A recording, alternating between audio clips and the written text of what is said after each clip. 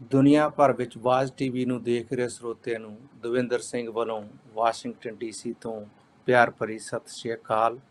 ਤੁਹਾਡਾ ਸਾਰਿਆਂ ਦਾ programme American politics with Davinder Singh ਬਹੁਤ ਸਵਾਗਤ ਹੈ। ਅੱਜ ਦੇ ਪ੍ਰੋਗਰਾਮ ਵਿੱਚ ਅਸੀਂ ਜਿਹੜੀਆਂ ਕੁਝ ਨਿਊਜ਼ 'ਤੇ ਚਰਚਾ ਕਰਾਂਗੇ, ਉਹਨਾਂ ਦੇ ਵਿੱਚੋਂ ਸਾਰਿਆਂ ਤੋਂ ਪਹਿਲੀ ਇਹ ਹੈ ਜਿਹੜਾ ਹਿਊਮਨ ਸੈਕਟਰੀ ਵੱਲੋਂ ਬਾਰਡਰ ਦੇ ਉੱਤੇ ਟੈਕਸਿਸ ਦੇ ਵਿੱਚ ਉਹਦੇ ਵੱਲੋਂ ਵਿਜ਼ਿਟ ਕੀਤੀ ਗਈ ਕੱਲ੍ਹ, ਉਹਦੇ ਬਾਰੇ ਕੁਝ ਚਰਚਾ ਕਰਾਂਗੇ। ਅਤੇ ਉਸ ਤੋਂ ਬਿਨਾਂ ਜਿਹੜੀ ਮੇਨ ਗੱਲ 'ਤੇ ਅਸੀਂ ਚਰਚਾ ਅੱਜ ਕਰਾਂਗੇ ਉਹ ਹੈ ਜੋ ਪਿਛਲੇ ਥਰਸਡੇ ਨੂੰ ਇਹ ਪ੍ਰੈਜ਼ੀਡੈਂਟ ਬਾਈਡਨ ਵੱਲੋਂ ਅਨਾਊਂਸ ਕਰ ਦਿੱਤਾ ਗਿਆ ਸੀ ਕਿ ਜੋ ਬਾਈਪਾਰਟੀਸਨ ਮਤਲਬ 28 ਸੈਨੇਟਰ ਜਿਹੜੇ ਹੈਗੇ ਨੇ ਰਿਪਬਲਿਕਨ ਅਤੇ ਡੈਮੋਕਰੇਟ, ਉਹਨਾਂ ਵੱਲੋਂ ਇੱਕ ਡੀਲ ਜਿਹੜੀ ਹੈਗੀ ਆ 1.2 ਟ੍ਰਿਲੀਅਨ ਡੀਲ ਜਿਹੜੀ ਹੈਗੀ ਆ ਉਹਨੂੰ ਫਾਈਨਲਾਈਜ਼ ਕੀਤਾ ਗਿਆ ਸੀ।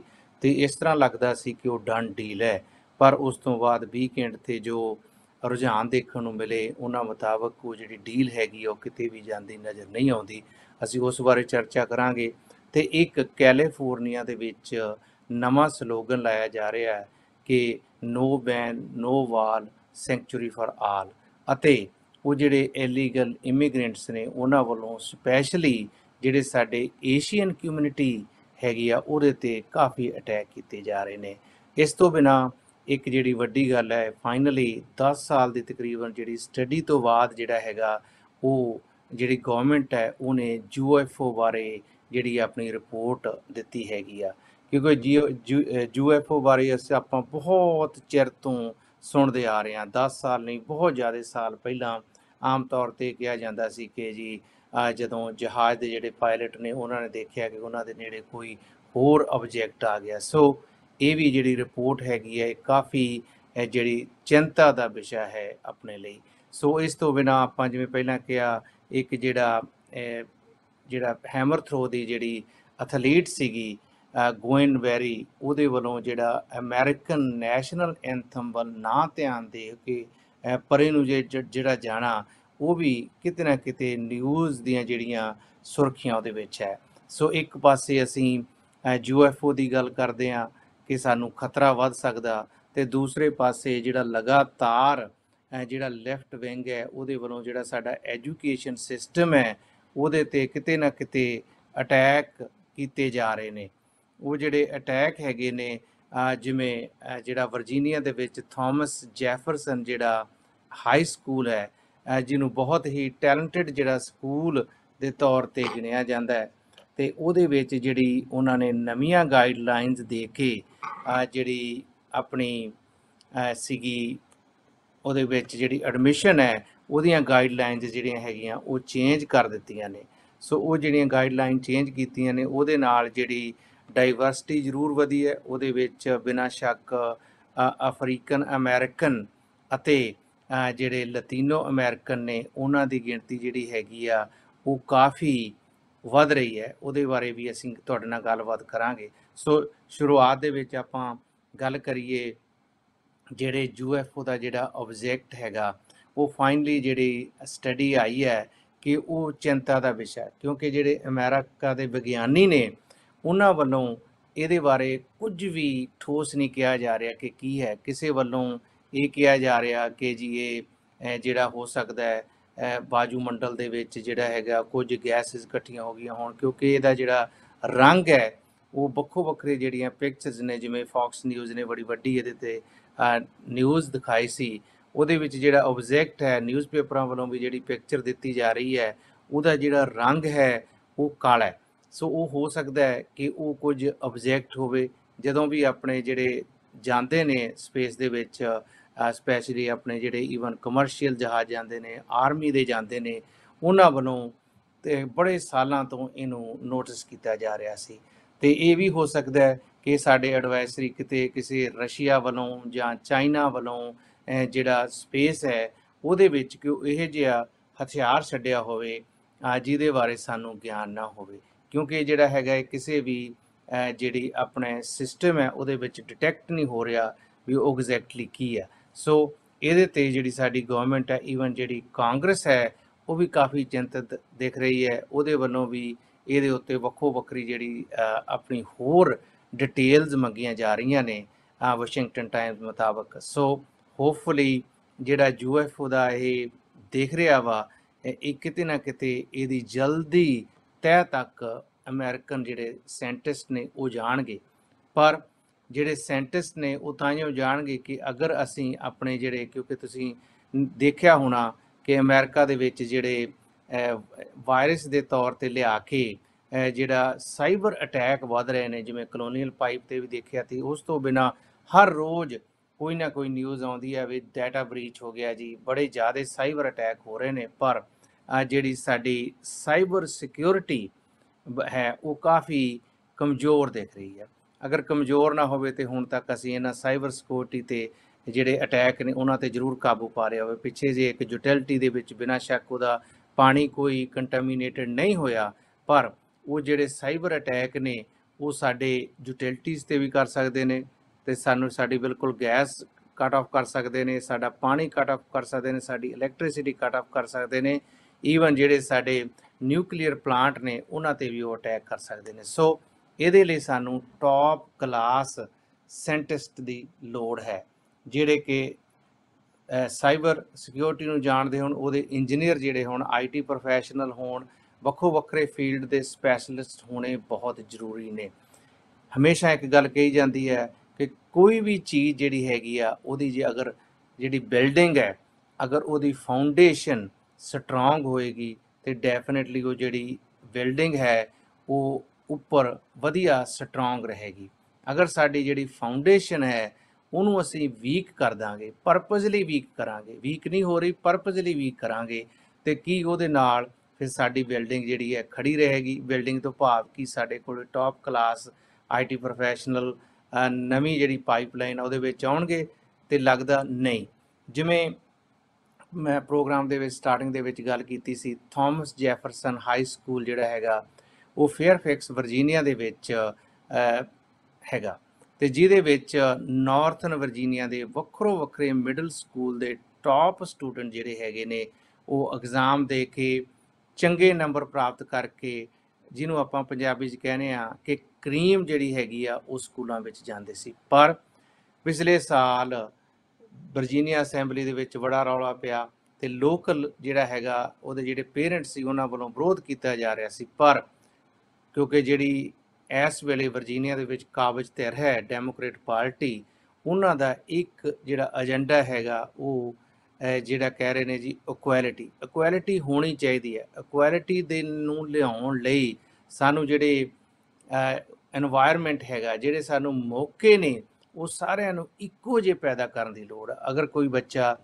ਪੈਸੇ ਕਰਕੇ ਨਹੀਂ ਪੜ੍ਹ ਸਕਦਾ, ਉਹਦੀ ਫਾਈਨੈਂਸ਼ੀਅਲ ਮਦਦ ਕਰਨੀ ਸਰਕਾਰ ਦਾ ਕੰਮ ਹੈ, ਤਾਂ ਕਿ ਉਹਨਾਂ ਕੋਲੇ ਪੜ੍ਹਨ ਲਈ ਜਿਹੜੀ ਗਰਾਊਂਡ ਹੈ, এনवायरमेंट ਹੈ, ਉਹ ਓਨਾ ਹੀ ਹੋਵੇ ਜਿੰਨਾ ਕਿਸੇ ਅਮੀਰ ਬੱਚੇ ਕੋਲ। ਇਹਦੇ ਵਿੱਚ ਕੋਈ ਦੋ ਰਾਮਾ ਨਹੀਂ, ਪਰ ਇਹਦੇ ਵਿੱਚ ਸਰਕਾਰ ਮੌਕੇ ਪੈਦਾ ਕਰੇ, ਨਾ ਕਿ ਆਊਟਪੁੱਟ ਜਿਹੜੀ ਹੈਗੀ ਆ ਉਹਦੇ ਵਿੱਚ ਇਕੁਐਲਿਟੀ ਲੱਭੇ। ਪਰ ਅੱਜ ਜਿਹੜੀ ਡੈਮੋਕ੍ਰੇਟ ਪਾਰਟੀ ਦਾ ਸਪੈਸ਼ਲੀ ਜਿਹੜਾ ਲੈਫਟ ਵਿੰਗ ਗਰੁੱਪ ਹੈ, ਉਹਦੇ ਵੱਲੋਂ ਜਿਹੜੀ ਇਕੁਐਲਿਟੀ ਆ ਉਹਨੂੰ ਆਊਟਪੁੱਟ ਤੇ ਦੇਖਿਆ ਜਾ ਰਿਹਾ। ਅਗਰ ਤੁਸੀਂ ਵਾਪਸ ਆਪਾਂ TJ ਤੇ ਆਈਏ, TJ ਦੀ ਜਿਹੜੀ ਪਹਿਲੀਆਂ ਕਲਾਸਾਂ ਸੀ ਉਹਦੇ ਵਿੱਚ ਤਕਰੀਬਨ 74% ਏਸ਼ੀਅਨ ਅਮਰੀਕਨ ਬੱਚੇ ਸਿਲੈਕਟ ਹੁੰਦੇ ਸੀ।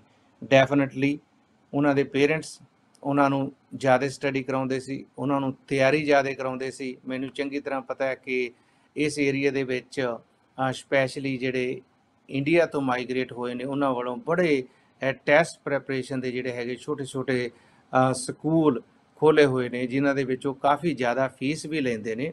ਸ਼ਾਇਦ ਇਹਦੇ ਵਿੱਚ ਇੱਕ ਸੱਚਾਈ ਵੀ ਹੈ ਕਿ ਉਹ ਜਿਹੜੇ ਬੱਚੇ ਗਰੀਬ ਨੇ ਉਹ ਫੀਸ ਨਾ ਦੇ ਸਕਣ। ਲੋੜ ਤਾਂ ਹੈ ਉਹਨਾਂ ਦੀ ਫੀਸ ਦਿੱਤੀ ਜਾਵੇ ਤੇ ਫੀਸ ਲੈਣ ਤੋਂ ਬਾਅਦ ਉਹ ਟੈਸਟ ਦੇ ਵਿੱਚ ਚੰਗੇ ਨੰਬਰ ਲੈਣ। ਪਰ ਇਸ ਵੇਲੇ ਜਿਹੜੀ ਨਵੀਂ ਕਲਾਸ ਦੀ ਐਡਮਿਸ਼ਨ ਹੋਈ ਹੈ, ਜਿਹੜੇ ਉਹਦੇ ਅੰਕੜੇ ਸਾਡੇ ਕੋਲੇ ਆਏ ਨੇ, ਉਹਦੇ ਵਿੱਚ ਜਿਹੜੀ ਏਸ਼ੀਅਨ ਅਮਰੀਕਨ ਬੱਚੇ ਨੇ ਉਹਨਾਂ ਦੀ ਗਿਣਤੀ ਜਿਹੜੀ 74% ਤੋਂ ਘਟ ਕੇ ਤਕਰੀਬਨ 54% ਤੋਂ ਵੀ ਥੱਲੇ ਚਲੇ ਗਏ। ਕਹਿਣ ਤੋਂ ਭਾਵ ਰਫਲੀ 20% ਜਿਹੜੀ ਐਡਮਿਸ਼ਨ ਹੈ ਉਹਦੇ ਵਿੱਚ ਏਸ਼ੀਅਨ ਸਟੂਡੈਂਟ ਜਿਹੜੇ ਹੈਗੇ ਨੇ, ਜਿਹੜੇ ਚੰਗੇ ਮਿਡਲ ਸਕੂਲ ਤੋਂ ਚੰਗੇ ਨੰਬਰ ਲੈ ਕੇ ਆਏ ਨੇ, ਪਰ ਕਿਉਂਕਿ ਉਹ ਜਿਹੜਾ ਐਡਮਿਸ਼ਨ ਦਾ ਸਟੈਂਡਰਡ ਹੈ ਉਹਨੂੰ ਬਿਲਕੁਲ ਚੇਂਜ ਕਰ ਦਿੱਤਾ ਗਿਆ। ਉਹਦੇ ਵਿੱਚ ਜਿਹੜੀ ਟੈਸਟ ਵਾਲੀ ਚੀਜ਼ ਆ ਉਹ ਖਤਮ ਕਰ ਦਿੱਤੀ, ਟੀਚਰ ਦੀ ਜਿਹੜੀ ਰਿਕਮੈਂਡੇਸ਼ਨ ਆ ਉਹ ਖਤਮ ਕਰ ਦਿੱਤੀ, ਤੇ ਹੋਰ ਵੀ ਕੁਝ ਮਾਈਨਰ ਚੇਂਜਸ ਕੀਤੀਆਂ।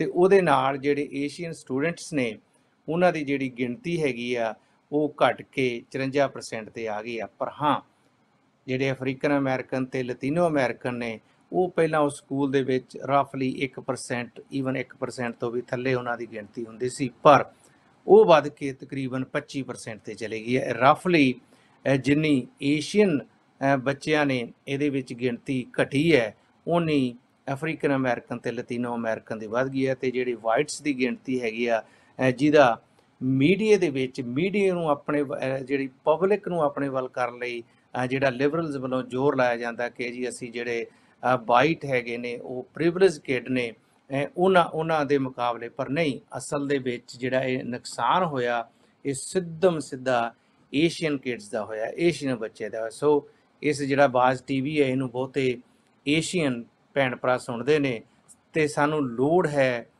ਜਾਗਰੂਕ ਹੋਣ ਦੀ। ਇੱਕ ਪਾਸੇ ਟੀਜੇ ਵਰਗੇ ਸਕੂਲ ਦੇ ਵਿੱਚ ਸਾਡੇ ਏਸ਼ੀਅਨ ਬੱਚਿਆਂ ਨੂੰ ਘੱਟ ਮੌਕਾ ਮਿਲੇਗਾ ਤੇ ਡੈਫੀਨਿਟਲੀ ਉਹ ਚੰਗੀ ਜਿਹੜੀ ਹਾਇਰ ਐਜੂਕੇਸ਼ਨ ਆ ਉਹਦੇ ਤੇ ਕਿਤੇ ਨਾ ਕਿਤੇ ਪਛੜ ਜਾਣਗੇ। ਤੇ ਦੂਸਰਾ, ਕੈਲੀਫੋਰਨੀਆ ਦੀ ਜਿਹੜੀ ਘਟਨਾ ਉਹਨੂੰ ਵੀ ਆਪਾਂ ਇਹਦੇ ਨਾਲ ਲਾ ਲਈਏ। ਉਹਦੇ ਵਿੱਚ ਇੱਕ ਇਲੀਗਲ ਲਤੀਨੋ ਅਮਰੀਕਨ ਵੱਲੋਂ ਇੱਕ ਫਿਲੀਪੀਨੋ ਦੀ ਫੈਮਿਲੀ, ਜਿਹੜੇ ਫੈਮਿਲੀ ਦੇ ਤਕਰੀਬਨ 18 ਮੈਂਬਰ ਇਕੱਠੇ ਸੀ, ਉਹਨਾਂ ਤੇ ਅਟੈਕ ਕੀਤਾ ਗਿਆ।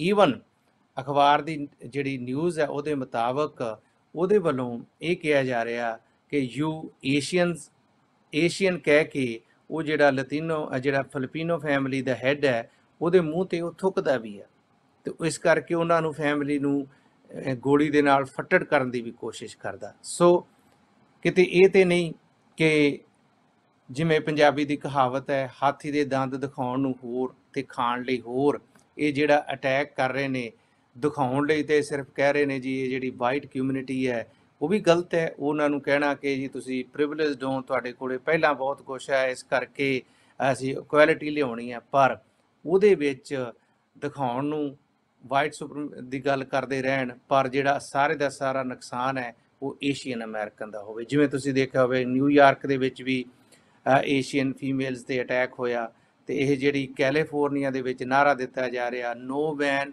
ਨੋ wall sanctuary for all. Even ਜਿਹੜਾ ਅਟੈਕ ਕਰਨ ਵਾਲਾ ਹੈ ਉਹਨੂੰ ਕਈ ਵਾਰੀ ਜਿਹੜਾ ਡਿਪੋਰਟ ਕਰਨ ਦਾ ਤੇ ਕਈ ਵਾਰੀ ਫੰਡ ਦਾ ਜਿਹੜਾ ਹੈਗਾ ਉਹਦੇ ਵਾਰੰਟ ਸੀ, ਪਰ ਉਹ ਸਿਟੀ ਵੱਲੋਂ ਕਦੇ ਵੀ ਜਿਹੜਾ ਆਈਸ ਡਿਪਾਰਟਮੈਂਟ ਹੈ ਫੈਡਰਲ ਗਵਰਨਮੈਂਟ ਦਾ, ਉਹਦੇ ਨਾਲ ਕਦੇ ਵੀ ਉਹਨਾਂ ਨੇ ਸਹਿਯੋਗ ਨਹੀਂ ਉਸ ਨੂੰ ਦਿੱਤਾ। ਸੋ ਇਸ ਕਰਕੇ ਉਹ ਸਟਰੀਟ ਤੇ ਹੈ। ਸੋ ਕੁੱਲ ਮਿਲਾ ਕੇ ਸਾਨੂੰ ਸਪੈਸ਼ਲੀ ਏਸ਼ੀਅਨ ਜਿਹੜੀ ਅਮਰੀਕਨ ਕਮਿਊਨਿਟੀ ਹੈ ਉਹਨੂੰ ਸੋਚਣ ਦੀ ਕਾਫੀ ਜ਼ਰੂਰਤ ਹੈ ਕਿ ਅਸੀਂ ਅੱਗੇ ਕੀ ਕਰਨਾ ਤੇ ਕਿਵੇਂ ਜਾਣਾ। ਇਸ ਤੋਂ ਬਿਨਾਂ ਜਿਹੜੀਆਂ ਓਲੰਪਿਕਸ ਅਗਲੇ ਮਹੀਨੇ ਸ਼ੁਰੂ ਹੋ ਰਹੀਆਂ ਨੇ, ਸਾਨੂੰ ਆਸ ਹੈ ਕਿ ਪਿਛਲੀਆਂ ਜਿਵੇਂ ਲਗਾਤਾਰ ਜਿਹੜੀਆਂ ਸਮਰ ਓਲੰਪਿਕਸ ਨੇ ਉਹਦੇ ਵਿੱਚ ਜਿਹੜੇ ਮੈਡਲਸ ਨੇ, ਟੋਟਲ ਮੈਡਲਸ ਹੈਗੇ ਨੇ, ਉਹਦੇ ਵਿੱਚ ਸਰਦਾਰੀ ਸਾਡੇ ਆਪਣੇ ਦੇਸ਼ ਯੂਨਾਈਟਿਡ ਸਟੇਟਸ ਆਫ ਅਮਰੀਕਾ ਦੀ ਰਹੀ ਹੈ। ਤੇ ਆਸ ਹੈ ਕਿ 2021 ਦੇ ਵਿੱਚ ਹੋਣੀਆਂ ਤਾਂ ਪਿਛਲੇ ਸਾਲ 2020 ਦੇ ਵਿੱਚ ਸੀ ਟੋਕੀਓ ਦੇ ਵਿੱਚ, ਪਰ ਕੋਵਿਡ ਕਰਕੇ ਇਹ ਇੱਕ ਸਾਲ ਪਿੱਛੇ ਹੋ ਰਹੀਆਂ ਨੇ। ਤੇ ਜਿਹੜੀ ਓਲੰਪਿਕ ਗੇਮ ਦੀ ਸ਼ੁਰੂਆਤ ਵੀ ਹੈ ਇਹ ਸ਼ਾਂਤੀ ਦਾ ਸੁਨੇਹਾ ਦੇਣ ਲਈ ਸੀ, ਤਾਂ ਕਿ ਉਸ ਵੇਲੇ ਜਦੋਂ ਸ਼ੁਰੂ ਹੋਈ ਹੈ ਯੂਨਾਨ ਦੇ ਵਿੱਚੋਂ, ਤੇ ਇਹਦੇ ਵਿੱਚ ਅਗਰ ਲੜ ਵੀ ਰਹੇ ਨੇ ਤਾਂ ਲੜਾਈ ਬੰਦ ਕਰਕੇ ਉਹ ਖੇਡਾਂ ਦੇ ਵਿੱਚ ਸ਼ਾਮਲ ਹੁੰਦੇ ਨੇ। ਈਵਨ ਵਰਲਡ ਵਾਰ 2 ਦੇ ਦੌਰਾਨ ਵੀ ਇਹ ਓਲੰਪਿਕਸ ਖੇਡ ਹੋਈ।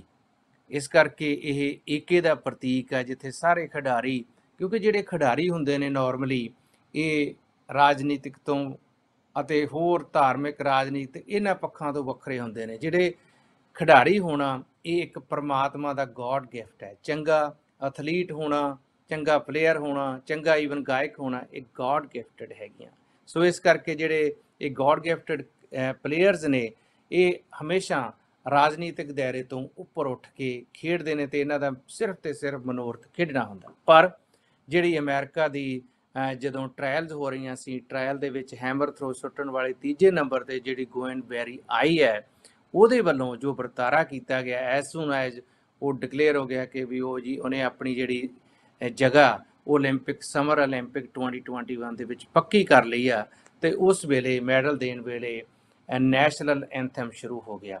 ਪਰ ਤੁਸੀਂ ਵੀਡੀਓ ਦੇਖ ਸਕਦੇ ਹੋ, ਅਸੀਂ ਕਿਸੇ ਨੂੰ ਕ੍ਰਿਟੀਸਾਈਜ਼ ਨਹੀਂ ਕਰ ਰਹੇ, ਤੇ ਉਹਦੇ ਵਿੱਚ ਜਿਹੜੀ ਉਹ ਐਥਲੀਟ ਹੈ ਉਹ ਅਮਰੀਕਨ ਫਲੈਗ ਤੋਂ ਪਰੇ ਨੂੰ ਮੂੰਹ ਕਰਕੇ ਤੇ ਉਹ ਜਿਹੜਾ ਨੈਸ਼ਨਲ ਐਂਥਮ ਚੱਲ ਰਿਹਾ ਉਹਨੂੰ ਇਗਨੋਰ ਕਰ ਰਹੀ ਹੈ ਤੇ ਆਪਣੇ ਸਿਰ ਦੇ ਉੱਤੇ ਇੱਕ ਟੀ-ਸ਼ਰਟ ਪਾ ਰਹੀ ਹੈ ਜਾਂ ਬੰਦਾਨਾ ਚ ਪਾ ਰਹੀ ਹੈ, ਉਹਦੇ ਤੇ ਜਿੱਥੇ ਲਿਖਿਆ ਹੋਇਆ ਐਕਟਿਵਿਸਟ ਐਥਲੀਟ।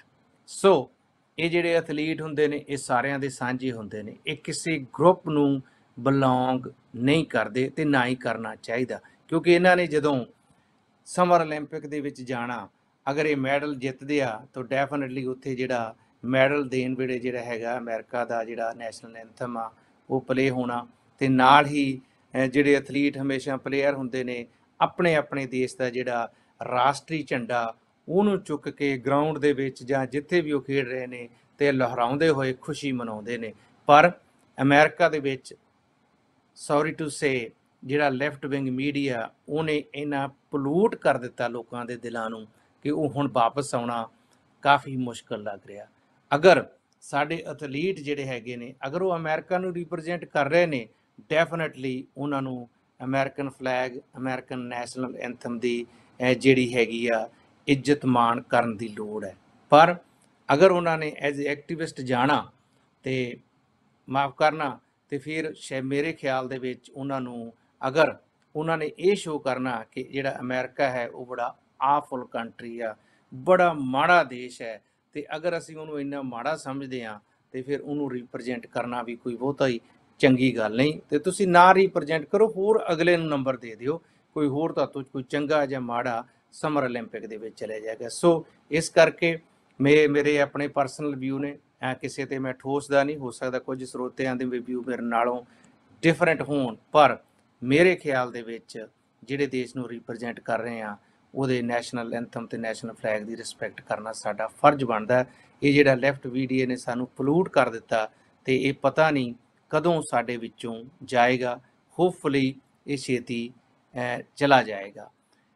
ਤੇ ਦੂਸਰੇ ਪਾਸੇ ਲੈਫਟ ਵਿੰਗ ਮੀਡੀਆ ਦੀ ਗੱਲ ਕਰ ਰਹੇ ਸੀ, ਜਿਹੜੇ ਲੈਫਟ ਵਿੰਗ ਐਕਟਿਵਿਸਟ ਨੇ ਉਹਨਾਂ ਵੱਲੋਂ ਕਿਹੋ ਜਿਹੇ ਬਿਆਨ ਦਿੱਤੇ ਜਾ ਰਹੇ। ਜਿਵੇਂ ਤੁਹਾਨੂੰ ਸਾਰਿਆਂ ਨੂੰ ਪਤਾ ਕਿ ਅਪਾਰਟਮੈਂਟ ਬਿਲਡਿੰਗ ਜਿਹੜੀ ਹੈਗੀ ਆ ਕ੍ਰੈਸ਼ ਹੋ ਜਾਂਦੀ ਹੈ ਫਲੋਰੀਡਾ ਦੇ ਵਿੱਚ, ਜਿਹਦੇ ਵਿੱਚ ਜਾਨਾਂ ਜਾਂਦੀਆਂ ਨੇ, ਨਿਰਦੋਸ਼ ਮਾਰੇ ਜਾਂਦੇ ਨੇ, ਪਰ ਕੁਝ ਵੱਲੋਂ ਇਹ ਬਿਆਨ ਦਿੱਤਾ ਜਾ ਰਿਹਾ ਕਿ ਇਹ ਜਿਹੜੀ ਬਿਲਡਿੰਗ ਕ੍ਰੈਸ਼ ਹੋਈ ਆ ਇਹ ਵੀ ਜਿਹੜਾ ਕਲਾਈਮੇਟ ਚੇਂਜ ਹੈ ਉਹਦੇ ਕਰਕੇ ਹੋ ਰਹੀ ਹੈ। ਸੋ ਇਹ ਜਿਹੜਾ ਕਲਾਈਮੇਟ ਚੇਂਜ ਆ, ਕਿਉਂਕਿ ਅਖੀਰ ਤੇ ਜਿਹੜੀ ਆਪਾਂ ਗੱਲ ਕਰਨੀ ਆ ਮੇਨ ਮੁੱਦਾ ਆਪਣਾ ਇਨਫਰਾਸਟ੍ਰਕਚਰ ਦਾ, ਉਹਦੇ ਵਿੱਚ ਵੀ ਇਸ਼ੂ ਇਹੀ ਜੁੜਿਆ ਹੋਇਆ, ਕਿਉਂਕਿ ਉਹ ਇਨਫਰਾਸਟ੍ਰਕਚਰ ਦੀ ਥਾਂ ਤੇ ਆਪਣਾ ਜਿਹੜਾ ਲਿਬਰਲ ਗ੍ਰੀਨ ਡੀਲ ਦਾ ਜਿਹੜਾ ਮੁੱਦਾ ਹੈਗਾ ਜਾਂ ਜਿਹੜਾ ਹੋਰ ਸੋਸ਼ਲ ਵੈਲਫੇਅਰ ਨੂੰ ਵਧਾਉਣ ਦਾ ਉਹਦੇ ਤੇ ਭਾਰੂ ਹੋ ਰਹੇ ਨੇ ਤੇ ਉਹਨੂੰ ਉਹਦੇ ਵਿੱਚ ਵਾੜਨਾ ਚਾਹੁੰਦੇ ਨੇ, ਇਸ ਕਰਕੇ ਉਹ ਜਿਹੜਾ ਹੈਗਾ ਉਹਨੂੰ ਨਹੀਂ ਪਾਸ ਕਰ ਰਹੇ। ਸੋ ਹੁਣ ਆਪਾਂ ਵਾਪਸ ਆਈਏ ਇਨਫਰਾਸਟ੍ਰਕਚਰ ਬਿੱਲ ਵੱਲ ਨੂੰ। ਇਹ ਥਰਸਡੇ ਨੂੰ ਪ੍ਰੈਜ਼ੀਡੈਂਟ ਜੋ ਬਾਈਡਨ ਵੱਲੋਂ ਇਹ ਅਨਾਉਂਸ ਕੀਤਾ ਸੀ ਕਿ ਜਿਹੜੇ 28 ਸੈਨੇਟਰ ਹੈਗੇ ਨੇ ਰਿਪਬਲਿਕਨ ਅਤੇ ਡੈਮੋਕ੍ਰੇਟ ਰਲ ਕੇ, ਇਹਨਾਂ ਨੇ ਬੜਾ ਬਿਹਾਈਂਡ ਦੀ ਕਾਰਟਨ ਬੜੀ ਮਿਹਨਤ ਕਰਕੇ ਇੱਕ ਡੀਲ ਫਾਈਨਲਾਈਜ਼ ਕੀਤੀ। ਜਿਹੜੀ ਡੀਲ ਸੀ ਉਹ 1.2 ਟ੍ਰਿਲੀਅਨ ਡਾਲਰ ਦੀ। ਜੋ ਬਾਈਡਨ ਵੱਲੋਂ ਜਿਹੜੀ ਡੀਲ ਜਿਹੜੀ ਹੈਗੀ ਉਹ 2.2 ਟ੍ਰਿਲੀਅਨ ਤੋਂ ਸ਼ੁਰੂ ਕੀਤੀ ਗਈ ਸੀ, ਪਰ ਇਹ ਜਿਹੜੇ ਸੈਨੇਟਰ ਹਨ 28 ਇਹਨਾਂ ਵੱਲੋਂ ਉਹਨੂੰ ਘਟਾ ਕੇ 1.2 ਟ੍ਰਿਲੀਅਨ, ਜਿਹੜੇ ਰਿਪਬਲਿਕਨ ਸੀ ਉਹਨਾਂ ਵੱਲੋਂ ਤਾਂ ਪਹਿਲਾਂ ਬਿਲੋ 1 ਟ੍ਰਿਲੀਅਨ ਹੀ ਜਿਹੜਾ ਆਪਣਾ ਪ੍ਰਪੋਜ਼ਲ ਦਿੱਤੀ ਗਈ ਸੀ। ਪਰ ਇਹ ਚੰਗੀ ਗੱਲ ਹੈ ਕਿ ਦੋਨਾਂ ਪਾਰਟੀਆਂ ਦੇ ਸੈਨੇਟਰਸ, ਅਗਰ 28 ਸੈਨੇਟਰਸ ਨੇ ਤਾਂ ਕਹਿਣ ਤੋਂ ਭਾਵ 14 ਸਟੇਟਾਂ ਹੋ ਗਈਆਂ, ਕਿਉਂਕਿ ਹਰੇਕ ਸਟੇਟ ਦੇ ਜਿਹੜੇ ਨੇ 2 ਸੈਨੇਟਰ ਨੇ। ਸੋ ਲਾਰਜ ਪਾਰਟ ਆਫ ਜਿਹੜਾ ਅਮਰੀਕਾ ਹੈਗਾ ਉਹਦੇ ਸੈਨੇਟਰਾਂ ਨੇ ਜਿਹੜਾ ਹੈਗਾ ਸੀ ਇਹਨੂੰ ਰਲ ਕੇ 1.2 ਟ੍ਰਿਲੀਅਨ ਡਾਲਰ ਦੀ ਡੀਲ ਲਿਆਂਦੀ ਤੇ ਪ੍ਰੈਜ਼ੀਡੈਂਟ ਜੋ ਬਾਈਡਨ ਨੇ ਬੜੇ ਜੋਸ਼ ਖਰੋਸ਼ ਨਾਲ ਇਹਨੂੰ ਕਿਹਾ ਵੀ ਇਹ ਡੀਲ ਵਧੀਆ। ਇਹ ਜਿਹੜੀ ਡੀਲ ਹੈ ਇਹਦੇ ਵਿੱਚ ਜਿਹੜੀ ਰੀਅਲ ਇਨਫਰਾਸਟ੍ਰਕਚਰ ਹੈ, ਕਿਉਂਕਿ ਇਹਦੇ ਵਿੱਚ ਕੋਈ ਸ਼ੱਕ ਨਹੀਂ, ਪ੍ਰੈਜ਼ੀਡੈਂਟ ਟਰੰਪ ਵੱਲੋਂ ਵੀ ਇਹ ਵਾਰ-ਵਾਰ ਕਿਹਾ ਜਾਂਦਾ ਸੀ ਕਿ ਜਿਹੜੇ ਅਮਰੀਕਾ ਦੀਆਂ ਏਅਰਪੋਰਟਸ ਨੇ ਉਹ ਦੂਜੀ ਦੁਨੀਆ ਦੇ ਨਾਲੋਂ ਏਅਰਪੋਰਟਸ ਮਾੜੀਆਂ ਨੇ, ਸਾਡੇ ਬ੍ਰਿਜਸ ਪੁਰਾਣੇ ਹੋ ਰਹੇ ਨੇ, ਸਾਡੇ ਬ੍ਰਿਜ ਕ੍ਰੈਸ਼ ਹੋ ਰਹੇ ਨੇ, ਸਾਡਾ ਜਿਹੜਾ ਹੋਰ ਬ੍ਰੌਡਬੈਂਡ ਜਿਹੜਾ ਰੂਰਲ ਏਰੀਆ ਵਿੱਚ ਨਹੀਂ ਹੈਗਾ। ਸੋ ਇਸ ਕਰਕੇ ਲੋੜ ਹੈ, ਇਹਦੇ ਵਿੱਚ ਕੋਈ ਸ਼ੱਕ ਨਹੀਂ। ਸੋ ਜਿਹੜੇ 28 ਸੈਨੇਟਰ ਨੇ ਉਹਨਾਂ ਵੱਲੋਂ 109 ਬਿਲੀਅਨ ਡਾਲਰ ਰੱਖਿਆ ਗਿਆ ਆਪਣਾ ਰੋਡਸ ਤੇ ਖਰਚਣ ਲਈ। ਪਹਿਲੀ ਗੱਲ ਤੇ ਉਹਨਾਂ ਵੱਲੋਂ 973 ਜਿਹੜਾ ਬਿਲੀਅਨ ਆ ਉਹ ਹੁਣ 5 ਸਾਲਾਂ ਵਿੱਚ ਖਰਚਣ ਦੀ ਗੱਲ ਕੀਤੀ ਗਈ ਤੇ 579 579 billion, this is more than half trillion dollar ਜਿਹੜਾ ਹੈਗਾ ਉਹ ਇਮੀਡੀਏਟ ਖਰਚਿਆਂ ਦੀ ਗੱਲ ਕਰਦੇ ਨੇ। ਫਿਰ 973 ਜਿਹੜਾ ਬਿਲੀਅਨ ਟੋਟਲ ਹੈ ਉਹ ਆਪਣਾ 5 ਸਾਲਾਂ ਵਿੱਚ, ਤੇ ਜਿਹੜਾ 1.2 ਟ੍ਰਿਲੀਅਨ ਆ ਉਹ 8 ਸਾਲ ਓਵਰ ਦਾ 8 ਈਅਰ ਜਿਹੜਾ ਹੈਗਾ ਉਹ ਇਨਫਰਾਸਟ੍ਰਕਚਰ ਦੇ ਵਿੱਚ ਖਰਚਣਾ ਚਾਹੁੰਦੇ ਨੇ। ਜਿਵੇਂ ਮੈਂ ਪਹਿਲਾਂ ਦੱਸਿਆ 109 ਬਿਲੀਅਨ ਇਮੀਡੀਏਟਲੀ ਰੋਡਸ ਨੂੰ ਠੀਕ ਕਰਨ ਲਈ ਲਾਉਣਾ ਚਾਹੁੰਦੇ ਨੇ। ਸਾਡੇ ਜਿਹੜੇ ਪਾਵਰ ਗ੍ਰਿਡ ਨੇ ਉਹ ਵੀ ਪੁਰਾਣੇ ਹੋ ਰਹੇ ਨੇ, ਉਹਦੇ ਤੇ ਉਹ 73 ਬਿਲੀਅਨ ਡਾਲਰ ਜਿਹੜਾ ਹੈਗਾ ਸਪੈਂਡ ਗੱਲ ਕਰਨ ਦੀ ਕਰਦੇ ਨੇ। ਇਸ ਤੋਂ ਬਿਨਾਂ ਉਹ ਜਿਹੜੇ ਸਾਡੇ ਜਿਹੜੇ ਏਅਰਲਾਈਨਸ ਵਗੈਰਾ ਨੇ ਉਹਦੇ ਤੇ 73 ਮਿਲੀਅਨ ਖਰਚਣ ਗੱਲ ਦੀ ਕਰ ਰਹੇ ਨੇ। ਤੇ 65 ਬਿਲੀਅਨ ਡਾਲਰ ਹੈ ਉਹ ਬਰੋਡਬੈਂਡ। ਇਹਦੇ ਵਿੱਚ ਕੋਈ ਸ਼ੱਕ ਨਹੀਂ, ਜਿਹੜਾ ਸਾਡਾ ਰੂਰਲ ਅਮਰੀਕਾ ਹੈਗਾ ਉਹਨਾਂ ਕੋਲੇ ਹਜੇ ਹਾਈ ਸਪੀਡ ਇੰਟਰਨੈਟ ਦੀ ਘਾਟ ਹੈ, ਉਹਦੇ ਵਿੱਚ ਇਹ ਐਕਸਪੈਂਡ ਜ਼ਰੂਰ ਹੋਣਾ ਚਾਹੀਦਾ। ਚਾਹੇ ਇਹ ਟੈਕਸ ਪੇਅਰ ਦੀ ਮਨੀ ਹੈ, ਪਰ ਇਹਨੂੰ ਖਰਚ ਕੇ ਜਿਹੜਾ ਰੂਰਲ ਏਰੀਆ ਦੂਰ ਰਹਿ ਜਾਂਦਾ, ਡਿਸਕਨੈਕਟਡ ਹੋ ਜਾਂਦਾ, ਉਹ ਵੀ ਸਾਡੇ ਨਾਲ ਕਨੈਕਟ ਹੋਵੇ, ਉਹ ਲਾਉਣ ਦੀ ਬੜੀ ਜ਼ਰੂਰੀ ਆ। ਇਸ ਤੋਂ ਬਿਨਾਂ ਜਿਹੜਾ ਸਾਡਾ ਪਾਣੀ ਹੈ, ਪੀਣ ਵਾਲਾ ਪਾਣੀ ਹੈ, ਕਿਉਂਕਿ ਜਿਵੇਂ ਤੁਹਾਨੂੰ ਪਤਾ ਹੈ ਕਿ ਜਿਵੇਂ ਮਿਸ਼ੀਗਨ ਦੇ ਵਿੱਚ ਕਿਰਾਂ ਜਿਹੜਾ ਲੈਡ ਵਾਲੀਆਂ ਪਾਈਪਸ ਦੇ ਵਿੱਚ ਪਾਣੀ ਕੰਟਾਮੀਨੇਟਡ ਹੋ ਗਿਆ ਸੀ, ਸੋ ਜਿਹੜਾ ਵਾਟਰ ਸਿਸਟਮ ਹੈ ਸਾਡਾ ਉਹਨੂੰ ਅਪਗ੍ਰੇਡ ਕਰਨ ਦੀ ਲੋੜ ਹੈ। ਉਹਦੇ ਉੱਤੇ ਵੀ ਤਕਰੀਬਨ 55 ਬਿਲੀਅਨ ਡਾਲਰ ਸਪੈਂਡ ਕਰਨ ਲਈ ਇਹ ਜਿਹੜੀ ਸੈਂਟਰ ਦੀ ਡੀਲ ਹੋਈ ਆ ਉਹਦੇ ਵਿੱਚ ਗੱਲ ਕੀਤੀ ਗਈ। ਸੋ ਕੁੱਲ ਮਿਲਾ ਕੇ ਇਹ ਬੜੀ ਵਧੀਆ ਡੀਲ ਹੈ। ਪਰ ਥਰਸਡੇ ਨੂੰ ਪ੍ਰੈਜ਼ੀਡੈਂਟ ਜੀ ਅਨਾਉਂਸ ਕਰਦੇ ਨੇ ਤੇ ਉਸ ਤੋਂ ਫੌਰਨ ਬਾਅਦ ਜਿਹੜਾ ਹਾਊਸ ਆਫ ਸਪੀਕਰ ਹੈ ਉਹਦੇ ਵੱਲੋਂ ਬੜਾ ਇਹਦੇ ਅਗੇਂਸਟ ਸਟੈਂਡ ਲਿਆ ਜਾਂਦਾ, ਤੇ ਉਹ ਕਹਿੰਦੇ ਨੇ ਜੀ ਅਸੀਂ ਉਹਨਾਂ ਚਿਰ ਕਾਂਗਰਸ ਦੇ ਵਿੱਚ ਇਹ ਬਿੱਲ ਨੂੰ ਨਹੀਂ ਪਾਸ ਕਰਾਂਗੇ, ਬਿੱਲ ਨੂੰ ਨਹੀਂ ਲਵਾਂਗੇ, ਜਿੰਨਾ ਚਿਰ ਜਿਹੜੀ ਸਾਡੀ, ਉਹ ਕਹਿਣ ਨੂੰ ਤੇ ਇਹ ਕਹਿ ਰਹੇ ਨੇ ਹਿਊਮਨ ਇਨਫਰਾਸਟ੍ਰਕਚਰ, ਇਹ ਨਵੀਂ ਵਰਡਿੰਗ ਆਈ ਹੈ ਜਿਹੜੀ ਡੈਮੋਕ੍ਰੇਟ ਪਾਰਟੀ ਵੱਲੋਂ ਲਾਈ ਹੈ, ਉਹਨੂੰ ਸੈਪਰੇਟ ਉਹ ਕਹਿਣ, ਅਸੀਂ ਇਹਨੂੰ ਕਹਿ ਰਹੇ ਹਾਂ ਜੀ ਵੈਲਫੇਅਰ ਐਕਸਪੈਂਸ਼ਨ ਪਲਾਨ ਹੈਗੀ ਆ, ਜਾਂ ਇਹਨੂੰ ਨਾਲ ਕਹਿ ਦੇਣ ਵੈਲਫੇਅਰ ਐਂਡ ਗ੍ਰੀਨ ਜਿਹੜਾ ਹੈਗਾ ਕਲਾਈਮੇਟ ਚੇਂਜ, ਕਿਉਂਕਿ ਇਹਨਾਂ ਦੇ ਦੋ ਹੀ ਏਜੰਡੇ ਨੇ। ਇੱਕ ਤੇ ਇਹ ਗ੍ਰੀਨ ਡੀਲ ਦੇ ਉੱਤੇ ਵਾਕਈ ਟ੍ਰਿਲੀਅਨ ਡਾਲਰ ਵੇਸਟ ਕਰਨਾ ਚਾਹੁੰਦੇ ਨੇ ਇਮੀਡੀਏਟਲੀ, ਤੇ ਨਾਲ ਦੀ ਨਾਲ ਇਹ ਵੈਲਫੇਅਰ ਨੂੰ ਐਕਸਪੈਂਡ ਕਰਕੇ ਜਿਹੜਾ ਅਮਰੀਕਾ ਜਿਹੜਾ ਸਟਰੋਂਗਲੀ ਵਰਕ ਐਥਿਕਸ ਨੇ ਜਿਹੜੇ ਇੱਥੇ ਦੇ ਉਹਨਾਂ ਨੂੰ ਖਤਮ ਕਰਕੇ ਲੋਕਾਂ ਨੂੰ ਡਿਪੈਂਡੈਂਟ ਬਣਾਉਣਾ ਚਾਹੁੰਦੇ ਨੇ। ਸੋ ਉਹਦਾ ਨਾਂ ਇਹਨਾਂ ਨੂੰ ਰੱਖਣਾ ਚਾਹੀਦਾ ਵੈਲਫੇਅਰ ਐਂਡ ਕਲਾਈਮੇਟ ਜਿਹੜੀ ਹੈਗੀ ਆ, ਇਹਦੇ ਤੇ ਅਸੀਂ ਬਿੱਲ ਲੈ ਕੇ ਆਉਣਾ। ਪਰ ਇਹ ਮੀਡੀਆ ਦੇ ਰਾਹੀਂ, ਕਿਉਂਕਿ ਮੀਡੀਆ ਇਹਨਾਂ ਦੇ ਨਾਲ ਖੜਾ, ਤੇ ਉਹਨੂੰ ਸ਼ੋਅ ਇਹ ਕਰ ਰਹੇ ਨੇ ਜੀ ਅਸੀਂ ਤਾਂ ਜਿਹੜਾ ਇਨਫਰਾਸਟ੍ਰਕਚਰ ਟੁੱਟੀ ਆ ਉਹਨੂੰ ਬਣਾਉਣ ਦੀ ਗੱਲ ਕਰਦੇ ਆ, ਪਰ ਉਹਦੇ ਤੇ ਖਰਚਾ ਕਿਵੇਂ ਕਰਨਾ ਚਾਹੁੰਦੇ ਨੇ, ਜਿਹੜਾ 2.2 ਟ੍ਰਿਲੀਅਨ ਦੀ ਗੱਲ ਕਰਦੇ ਆ। ਤੇ ਹੁਣ ਨੈਂਸੀ ਪਲੋਸੀ ਵੱਲੋਂ ਇਹ ਕਿਹਾ ਜਾ ਰਿਹਾ ਕਿ ਉਹਨੂੰ ਤੁਸੀਂ ਜਿਹੜਾ ਇਕੱਠਿਆਂ ਨੇ ਪਾਸ ਕੀਤਾ ਉਹਨੂੰ ਐਜ ਇਟ ਇਜ਼ ਕਰ ਲਓ, ਤੇ ਬਾਕੀ ਨੂੰ ਅਸੀਂ ਕਿਉਂਕਿ ਕਾਂਗਰਸ ਦੇ ਵਿੱਚ ਇੱਕ ਰੀਕਨਸੀਲੀਏਸ਼ਨ ਵੈਸੇ ਤਾਂ ਉਹ ਸਾਲ ਦੇ ਵਿੱਚ ਇੱਕ ਵਾਰੀ ਯੂਜ਼ ਹੁੰਦੀ ਹੈ, ਬਜਟ, ਇਹਨੂੰ ਕਿਵੇਂ ਨਾ ਕਿਵੇਂ ਜਿਹੜੀ ਸੈਨੇਟ ਕਮੇਟੀ ਦੇ ਰੂਲਸ ਨੇ ਉਹਨਾਂ ਨੂੰ ਅੰਡਰ ਬਜਟਰੀ ਜਿਹੜਾ ਹੈਗਾ ਰੀਕਨਸੀਲੀਏਸ਼ਨ ਦੇ ਤੌਰ ਤੇ ਇਹਨੂੰ ਪਾਸ ਕਰਨਗੇ। ਫਿਲਹਾਲ ਜਿਹੜੇ ਮੋਡਰੇਟ ਸੈਂਟਰ ਨੇ ਉਹਨਾਂ ਵੱਲੋਂ ਇਸ਼ਾਰਾ ਕੀਤਾ ਕਿ ਉਹ ਜਿੰਨੀ ਮਹਿੰਗੀ up to 6 trillion dollar spend ਕਰਨ ਦੀ ਡੈਮੋਕ੍ਰੇਟ ਵਿਸ਼ ਲਿਸਟ ਆ ਉਹਨੂੰ ਉਹ ਵੀ ਸਪੋਰਟ ਨਹੀਂ ਕਰਨਗੇ। ਸੋ ਨੰਬਰ 1 ਇਹ ਜਿਹੜੀ ਕਾਂਗਰਸ ਦੀ ਵਿਸ਼ ਲਿਸਟ ਆ, ਇਹ ਚਾਹੇ ਰੀਕਨਸੀਲੀਏਸ਼ਨ ਜਿਹਦੇ ਵਿੱਚ ਇਹਨਾਂ ਨੂੰ ਸਿਰਫ ਸਿੰਪਲ ਮੈਜੋਰਟੀ ਤੋਂ ਭਾਵ 50 ਇਹਨਾਂ ਕੋਲ ਆਪਣੇ ਸੈਨੇਟਰ ਤੇ ਟਾਈ ਬ੍ਰੇਕ ਜਿਹੜੀ ਹੈਗੀ ਉਹ ਵਾਈਸ ਪ੍ਰੈਜ਼ੀਡੈਂਟ ਕਮਲਾ ਹੈਰਿਸ ਕਰੇਗੀ, ਤੋੜ ਦੇਗੀ। ਸੋ ਉਹਦੇ ਵਿੱਚ ਇਹਨੂੰ ਪਾਸ ਕਰਨਾ ਚਾਹੁੰਦੇ ਨੇ, ਤੇ ਕਹਿ ਰਹੀ ਹੈ ਈਵਨ ਪ੍ਰੈਜ਼ੀਡੈਂਟ ਬਾਈਡਨ ਜਿਹੜੇ ਸੀਗੇ ਉਹਨਾਂ ਵੱਲੋਂ ਵੀ ਇਹ ਥ੍ਰੈਟ ਕੀਤੀ ਗਈ ਕਿ ਮੈਂ ਵੀ ਉਹਨਾਂ ਚਿਰ ਇਹ ਜਿਹੜੀ ਬਾਈਪਾਰਟੀਸਨ ਡੀਲ ਹੈ ਉਹਦੇ ਤੇ ਸਾਈਨ ਨਹੀਂ ਕਰਾਂਗਾ ਜਿੰਨਾ ਚਿਰ ਬਰਾਬਰ ਸਾਈਮਲਟੇਨੀਅਸਲੀ ਨਾਲ ਹੀ ਨਾਲ ਮੈਨੂੰ ਉਹ ਜਿਹੜਾ ਰੀਕਨਸੀਲੀਏਸ਼ਨ ਜਿਹਦੇ ਵਿੱਚ ਸਾਨੂੰ ਰਿਪਬਲਿਕਨ ਦੀ ਲੋੜ ਨਹੀਂ, ਤੇ ਫਿਰ ਉਹ ਆਏਗਾ ਤੇ ਅਸੀਂ ਸਾਈਨ ਕਰਾਂਗੇ। ਤੇ ਫਿਰ ਜਿਹੜੇ ਰਿਪਬਲਿਕਨ ਨੇ, ਅਗਰ ਇਹਨਾਂ ਵੱਲੋਂ ਇਹ ਪੱਤਾ ਖੇਡਿਆ ਜਾ ਰਿਹਾ ਸੀ ਤੇ ਉਹਨਾਂ ਵੱਲੋਂ ਵੀ ਸਟਰੋਂਗ ਸਟੈਂਡ ਲਿਆ ਗਿਆ ਵੀ ਭਾਈ ਅਗਰ ਤੁਸੀਂ ਇਹਨੂੰ ਰੀਕਨਸੀਲੀਏਸ਼ਨ ਦੇ ਨਾਲ ਆਪਣੀ ਵਿਸ਼ ਲਿਸਟ ਲੈ ਕੇ ਹੀ ਆਉਣੀ ਆ ਤੇ ਫਿਰ ਅਸੀਂ ਜਿਹੜੀ ਬਾਈਪਾਰਟੀਸਨ ਇਹਦੀ ਸਪੋਰਟ ਨਹੀਂ ਕਰਾਂਗੇ। So they are not going to find 10 Republican senators to support it. So ਇਹ ਡੀਲ ਜਿਹੜੀ ਹੈਗੀ ਆ ਲੋੜ ਹੈ, ਜਿਵੇਂ ਸੈਨੇਟਰ ਜੋ ਮੈਨਸਨ ਜਾਂ ਐਰੀਜ਼ੋਨਾ ਤੋਂ ਜਿਹੜੀ ਸੈਨੇਟਰ ਹੈਗੀ ਹੈ ਕ੍ਰਿਸਟੀਨਾ, ਉਹ ਕਹਿ ਰਹੀ ਹੈ ਬਈ ਸਾਨੂੰ ਦੋਨਾਂ ਪਾਰਟੀਆਂ ਨੂੰ ਨਾਲ ਲੈ ਕੇ ਕਿਸੇ ਨੰਬਰਾਂ ਤੇ ਐਗਰੀ ਹੋ ਕੇ, ਜਿਵੇਂ ਹੁਣ ਇਹ 1.2 ਟ੍ਰਿਲੀਅਨ ਤੇ ਹੋਏ ਨੇ, ਇਹਨੂੰ ਪਾਸ ਕਰ ਲਓ ਤੇ ਹੌਲੀ ਹੌਲੀ ਜਿਹੜਾ ਦੂਸਰਾ ਏਜੰਡਾ ਉਹਨੂੰ ਸੈਪਰੇਟਲੀ, ਪਰ ਉਹਨੂੰ ਇਨਫਰਾਸਟ੍ਰਕਚਰ ਦਾ ਨਾਂ ਦੇ ਕੇ ਲੋਕਾਂ ਨੂੰ ਕਨਫਿਊਜ਼ ਨਾ ਕਰੋ, ਲੋਕਾਂ ਨੂੰ ਕਨਫਿਊਜ਼ ਕਰਨਾ, ਗੁੰਮਰਾਹ ਕਰਨਾ ਬੰਦ ਕਰੋ, ਤੇ ਉਹਦੇ ਉੱਤੇ ਤੁਸੀਂ ਆਪਣਾ ਉਹਦਾ ਡਿਫਰੈਂਟ ਨਾਂ ਦੇ ਕੇ ਜੋ ਕਰਨਾ ਚਾਹੁੰਦੇ ਉਸ ਤੋਂ ਬਾਅਦ ਪਬਲਿਕ ਦੇਖੇਗੀ ਕਿ ਪਬਲਿਕ ਨੇ ਸਪੋਰਟ ਕਰਨੀ ਹੈ ਕਿ ਨਹੀਂ। ਕਿਵੇਂ ਜਿਵੇਂ ਉਹਦੇ ਵਿੱਚ ਜਿਹੜੇ ਮੈਂ ਕੁਝ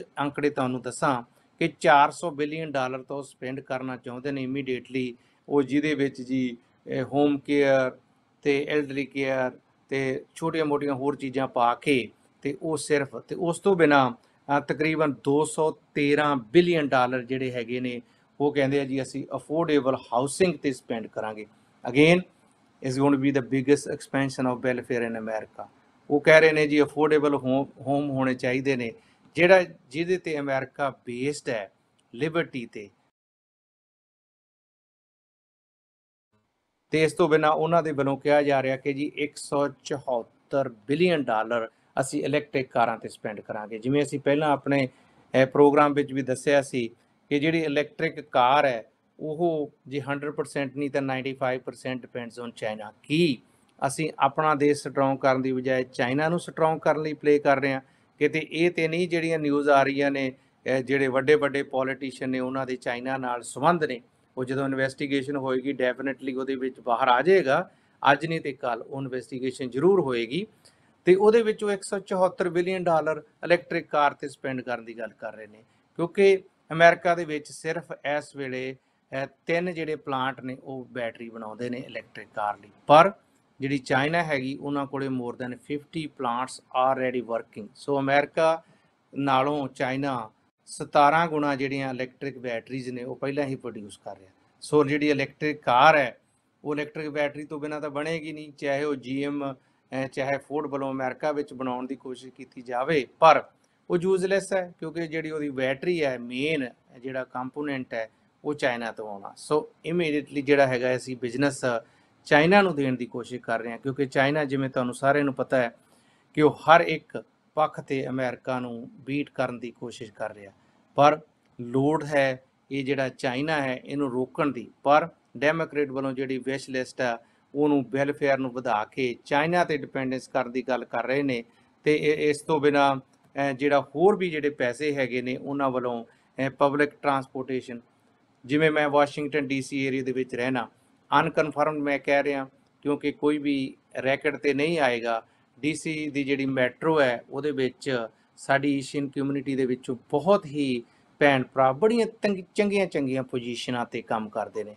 ਉਹ ਆਮ ਤੌਰ ਤੇ ਆਫ ਦੀ ਰੈਕਟ ਜਦੋਂ ਵੀ ਗੱਲ ਕਰਦੇ ਨੇ ਉਹਨਾਂ ਵੱਲੋਂ ਇਹ ਹੁੰਦਾ ਕਿ ਜੀ ਮੈਟਰੋ ਦੇ ਵਿੱਚ ਜਿਹੜਾ ਹੈਗਾ ਪੈਸਾ ਬਹੁਤ ਵੇਸਟ ਕੀਤਾ ਜਾ ਰਿਹਾ, ਕਿਉਂਕਿ ਜਿਹੜੀ ਮੈਟਰੋ ਹੈਗੀ ਆ ਇਹ ਗਵਰਨਮੈਂਟ ਇਹਨੂੰ ਸਪੋਰਟ ਕਰਦੀ ਆ ਤੇ ਤਾਂ ਚੱਲ ਰਹੀ ਆ। ਕਿਉਂ ਨਹੀਂ ਇਹਨੂੰ ਜਿਹੜੀ ਮੈਟਰੋ ਹੈਗੀ ਆ ਇਹਨੂੰ ਟੋਟਲੀ ਪ੍ਰਾਈਵੇਟ ਬਣਾ ਦਿੱਤਾ ਜਾਵੇ? ਪਰ ਨਹੀਂ, ਜੋ ਬਾਈਡਨ ਜੀ ਵੱਲੋਂ ਆ ਕੇ ਜੀ $100 ਬਿਲੀਅਨ ਨੇ ਜਿਹੜੇ ਅਸੀਂ ਇਹਦੇ ਵਿੱਚ ਵੀ ਪਾਵਾਂਗੇ।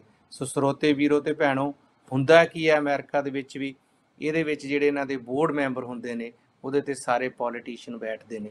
ਮਸਲਾ ਵੋਟਾਂ ਦਾ ਤੇ ਨੋਟਸ ਦਾ ਹੀ ਰਹਿੰਦਾ, ਪਰ ਪੈਸੇ ਤੁਹਾਡੇ ਤੋਂ ਲਏ ਜਾਂਦੇ ਨੇ। ਜਿਵੇਂ ਲੜਾਈਆਂ ਦੇ ਵਿੱਚ ਵੀ ਪੈਸੇ ਲਾਏ ਜਾਂਦੇ ਨੇ। ਤੁਸੀਂ ਦੇਖਿਆ ਹੋਏਗਾ ਕਿ ਆਲਰੇਡੀ ਜੋ ਬਾਈਡਨ ਜੀ ਵੱਲੋਂ ਤਕਰੀਬਨ ਤੀਸਰੀ ਵਾਰੀ ਏਅਰ ਸਟ੍ਰਾਈਕਸ ਵੀ ਕਰ ਦਿੱਤੀਆਂ, ਉਹਨਾਂ ਤੇ ਵੀ ਪੈਸੇ ਜਿਹੜੇ ਹੈਗੇ ਨੇ ਟੈਕਸ ਪੇਅਰ ਮਨੀ ਹੀ ਲੱਗਦੀ ਆ। ਸੋ ਕੁੱਲ ਮਿਲਾ ਕੇ ਅਸੀਂ ਇਸ ਪ੍ਰੋਗਰਾਮ ਨੂੰ ਜਿਹੜਾ ਰੈਪ ਅਪ ਕਰਾਂਗੇ, ਜਿਹੜੀ ਇਹ ਇਨਫਰਾਸਟ੍ਰਕਚਰ 1.2 ਟ੍ਰਿਲੀਅਨ ਆ, even it is little big but it's okay, ਦੋਨਾਂ ਪਾਰਟੀਆਂ ਵੱਲੋਂ ਸਹਿਮਤੀ ਤੇ ਆ। ਤੇ ਆਓ ਆਪਾਂ ਸਾਰੇ ਰਲ ਮਿਲ ਕੇ ਆਪਣੇ ਕਾਂਗਰਸਮੈਨ ਸੈਨੇਟਰ ਨੂੰ ਕਹੀਏ ਕਿ ਭਾਈ ਅਗਰ ਤੁਸੀਂ ਹੋਰ ਬਿੱਲ ਲੈ ਕੇ ਆਉਣਾ ਉਹਨੂੰ ਹੋਰ ਨਾਂ ਦੇ ਕੇ ਲੈ ਆਓ। ਐਟਲੀਸਟ ਜਿਹੜੀਆਂ ਸਾਡੀਆਂ ਸੜਕਾਂ ਮਾੜੀਆਂ ਨੇ, ਸਾਡੇ ਬ੍ਰਿਜ ਮਾੜੇ ਨੇ, ਸਾਡੀਆਂ ਏਅਰਪੋਰਟ ਵਧੀਆ ਨਹੀਂ, ਉਹਨਾਂ ਨੂੰ ਠੀਕ, ਸਾਡਾ ਹੋਰ ਜਿਹੜਾ ਹੋਰ ਇਨਫਰਾਸਟ੍ਰਕਚਰ ਠੀਕ ਹੋਣ ਵਾਲੀ ਆ, ਪਾਣੀ ਦੀ ਬ੍ਰੌਡਬੈਂਡ ਐਕਸਪੈਂਡ ਕਰਨ ਦੀ ਲੋੜ ਆ। ਸੋ ਉਹਨੂੰ ਸਾਰੇ ਨੂੰ ਠੀਕ ਕਰਕੇ ਉਹਦੇ ਤੇ ਆਪਾਂ ਪੈਸੇ ਲਾ ਕੇ ਅਮਰੀਕਾ ਨੂੰ ਅੱਗੇ ਤੋਰੀਏ, ਨਾ ਕਿ ਜਿਵੇਂ ਅੱਜ ਨੈਂਸੀ ਪਲੋਸੀ, ਚੱਕ ਸ਼ਿਊਮਰ ਜਿਹੜੇ ਹੈਗੇ ਨੇ ਉਹ ਥ੍ਰੈਟ ਕਰ ਰਹੇ ਨੇ ਕਿ ਜੀ ਅਸੀਂ ਇਹਨੂੰ ਪਾਸ ਨਹੀਂ ਕਰਾਂਗੇ। ਸੋ ਲੋੜ ਹੈ ਦੋਨਾਂ ਪਾਰਟੀਆਂ ਨੂੰ ਇਕੱਠੇ ਹੋ ਕੇ, ਜਿਵੇਂ ਸੈਨੇਟ ਦੇ ਵਿੱਚ 28 ਸੈਨੇਟਰ ਆਏ ਨੇ, ਹੋਪਫੁਲੀ ਕਾਂਗਰਸ ਦੇ ਵਿੱਚ ਵੀ ਮੋਰ ਦੈਨ 100 ਜਿਹੜੇ ਕਾਂਗਰਸਮੈਨ ਨੇ ਦੋਨਾਂ ਪਾਰਟੀਆਂ ਵੱਲੋਂ ਇਕੱਠੇ ਹੋਣ, ਤਾਂ ਕਿ ਜਿਹੜੀ ਲੀਡਰਸ਼ਿਪ ਆ, ਚਾਹੇ ਉਹ ਨੈਂਸੀ ਪਲੋਸੀ ਦੀ ਆ ਤੇ ਚਾਹੇ ਕੈਵਨ ਮਕਾਰਥੀ ਦੀ ਆ, ਉਹਨਾਂ ਨੂੰ ਥੋੜ੍ਹਾ ਪਤਾ ਲੱਗੇ ਵੀ ਭਾਈ ਅਮਰੀਕਾ ਜਿਹੜਾ ਹੈਗਾ ਇਕੱਠਾ ਹੋ ਕੇ ਕੰਮ ਕਰ ਸਕਦਾ। ਅੱਜ ਲੋੜ ਹੈ ਯੂਨਿਟੀ ਦੀ।